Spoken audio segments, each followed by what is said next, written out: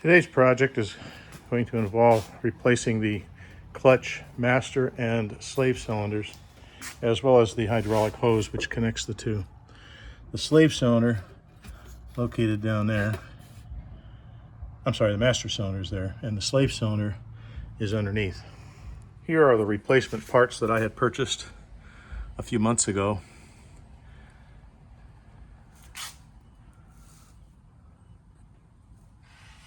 Shining some more light on the subject, it looks like the retaining bolts are on the inside. I might give that a shot of penetrant to help in the removal. As viewed from underneath, here's the slave cylinder in close proximity to the oil filter. And looks like just a couple fasteners that hold that on, and hopefully we can get this job knocked out quickly. As of this date, I'm recording this video, which is in February of 2026. I'm not being compensated by anyone, especially not by Haynes, but I have to thoroughly endorse their manuals, as every one is based upon a complete teardown and rebuild of the vehicle depicted. I have been a fan of Haynes manuals for half a century. So evidently, those are studs that are going in there. So what you have here on the inside, at the back side of the clutch pedal, is a nut in the 5 o'clock position and another one up there in the 11 o'clock position. Those will need to be removed. I was about to remove this hose and then put my finger over it to keep the fluid from going all over the place.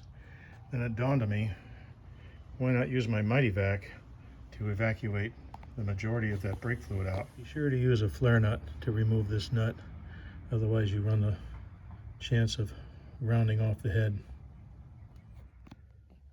After I carefully extracted the brake fluid from the reservoir, it shares the same reservoir for the brakes. There's the brake master cylinder, and that's where the hydraulic master cylinder used to be for the clutch, and here's the line. Of course, I have it up so that it doesn't drip all over. It looks like there might still be a dab of fluid in there, but the master cylinder extracts out from the under the bonnet forward. Here are the two clutch master cylinders. This is the one that's perished, and this is the part that was on the interior, and you can see that there's some moisture there, so it looks like that seal was probably bypassing a bit. Everything appears to be fine in terms of the mounting and everything else. I just noticed that this boss here, which is where the line goes, the outgoing line, is substantially thicker, but the threads are the same. So Mazda, in their never-ending quest to make things light, probably went with a little bit thinner casting here. Everything else appears to be the same, except this part is thicker for some reason. Maybe it was easier for the foundry to pour the metal. The other thing I noticed was that the replacement one just has a shiny metal surface there, whereas Mazda has a thin little, I would say it's almost like a thin foam material. It's not paper. So I'm going to carefully remove that and reuse it, because that's just one more area where if you've got metal on metal, possibility of corrosion, squeaking, any number of things. But another indication to me of the extra pain that Mazda took to make a quality vehicle. I was able to carefully extract the gasket, and it appears to have, it's almost like a foam, but it's got some fiber in it. Anyway, I was able to then trace it onto a piece of paper for future reference. Just going to put it in the file. In the event this gasket should ever fail, or in the future I have to replace this again and the gasket's not available, I will at least have a template. Install the new supply line hose. Of course, remember to remove the cap. We'll do that from the inside to prevent the introduction of any debris into the hydraulic line.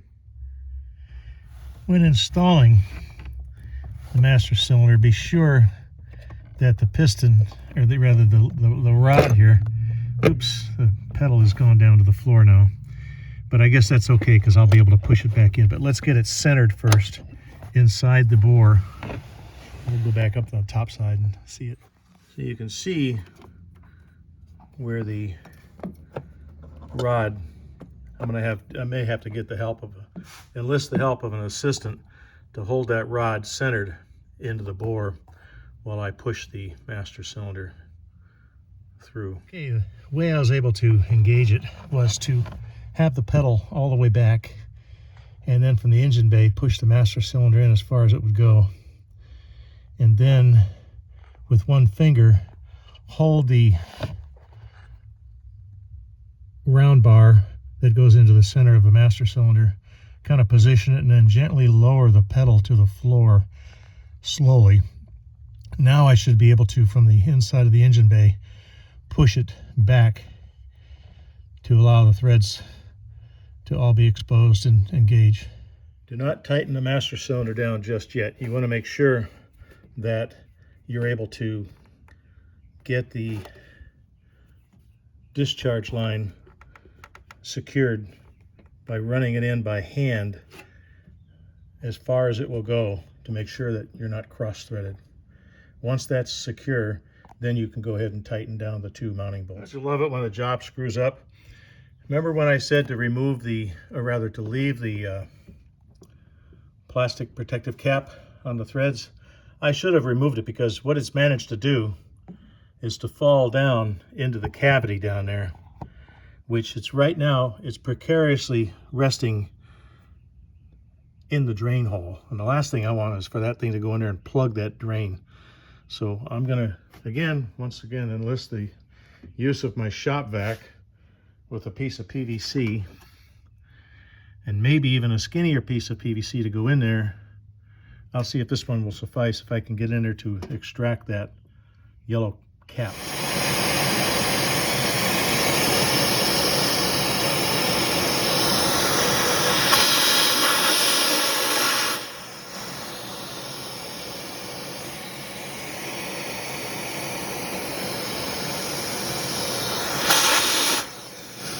Got it.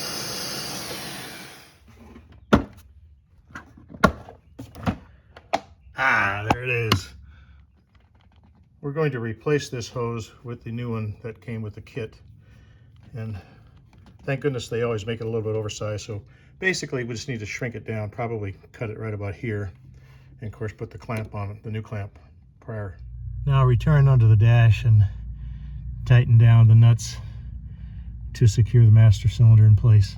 And remember to secure the discharge line with the proper wrench. And now the fun begins under the vehicle. Looks like there's a couple of 10mm bolts that go to the transmission that we're going to have to undo, as well as this flare fitting here. We'll do that first. Once the two 12mm head bolts are removed, this just simply slides away. Be mindful, this little plastic sleeve may pop off, but I managed to capture it and save it. So far it appears as though my trusted source sent me the right part, this being the new one, this being the original. And I'm assuming this has to go in like this. I'll peel the boot back to take a look inside there. And I'm imagining that this little cap, that's probably just a guide, will fit back on the end of that tip right there. So there is some little assembly required that has to go in there. This groove here must fit on the end there. And I'm probably going to put a dab of grease or anti-seize or something in here just to allow it to rotate a little easier. Fitting this in here is going to be a tight fit, so I'm going to attempt to put it in from this direction. That way I'll have the ability to squeeze it, and hopefully this will expand to go over that groove. It's always good to have at least one vise in life. So this, I was able to slide it over, and with the helpful jaws of the vise, it held it secure so I could slide it in. Now that is definitely in there secure. Slide the assembly over. This was able to stretch easily. The boot over the flange there. And now we're ready to reassemble. Unsure why this plastic piece was attached, but you can see the nipple extends out quite a bit more than this one here does. And I think it, and of course this won't fit here. This is not fitting right. I guess it will fit. Okay, I put it on the other direction. This may have been just a device that's used in the factory to aid in alignment during assembly. Well, upon closer inspection, to replace this hose, it's way down in there alongside the engine. And frankly, I don't feel up to doing that job today. Maybe when the engine comes out, or maybe when I have the car up on a lift, but right now I can't reach that bottom fitting.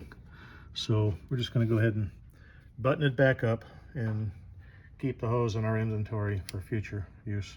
Okay, we're all buttoned up down here. Everything's attached the way it should be. Double checking that rubber bellows to see if there's a kink in it. That looks good. Of course, if there was the first time I engage it, it would straighten out. But everything's torqued down.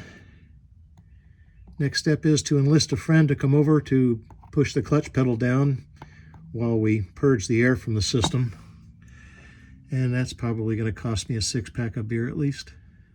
Okay, the job is complete with the exception of purging the air from the line, so I'll enlist the help of a friend and complete that task in a few minutes. Basically, what I like to do, just as a matter of habit, we did not change the hydraulic line here. I'm going to save that for in the future if I have to remove the transmission. There was a 5th gear grind. I'm not sure if that's going to go away with the replacement of the clutch master and slave cylinders. If it doesn't, then we know that at some point in the future we're going to have to pull the transmission out, and at that point I'll change that part out. I also make it a habit to save the old parts, put the old the labels inside a Ziploc bag, just so that in the future, if we have to do this job again, we have the old piece to go by as reference, as well as the part number, etc. Okay, my able-bodied assistant, push the pedal down, and then up, down, up. All right, we've already purged the brakes and we're just confirming everything moving well. And so far it's only cost me 1 beer. Mission accomplished. Bleeding was a piece of cake. And we're going to take it out for a spin and check and see if there's still that 5th gear grind. Just returned from the short little test drive, and I have good news and bad news. The good news is the clutch feels significantly better.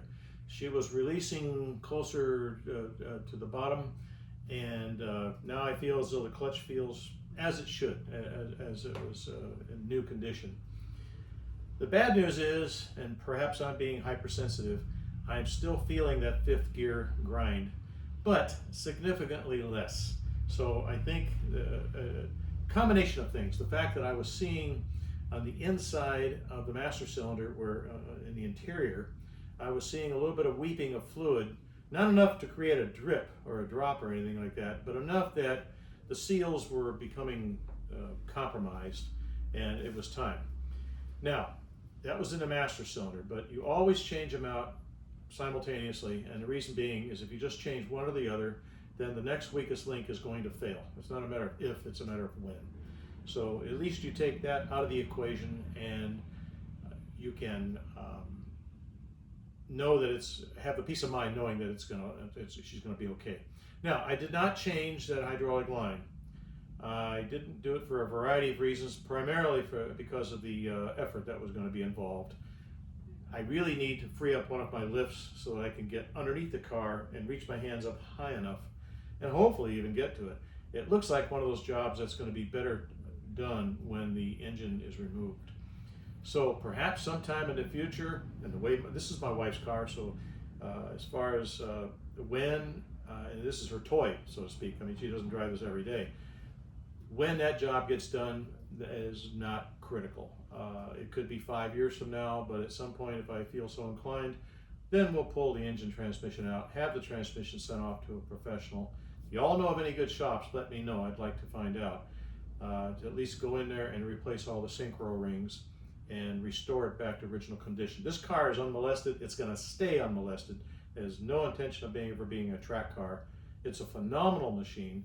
This job, honestly, I love my British cars. I love my German cars. I love my Italian cars. And believe it or not, I even love my French car.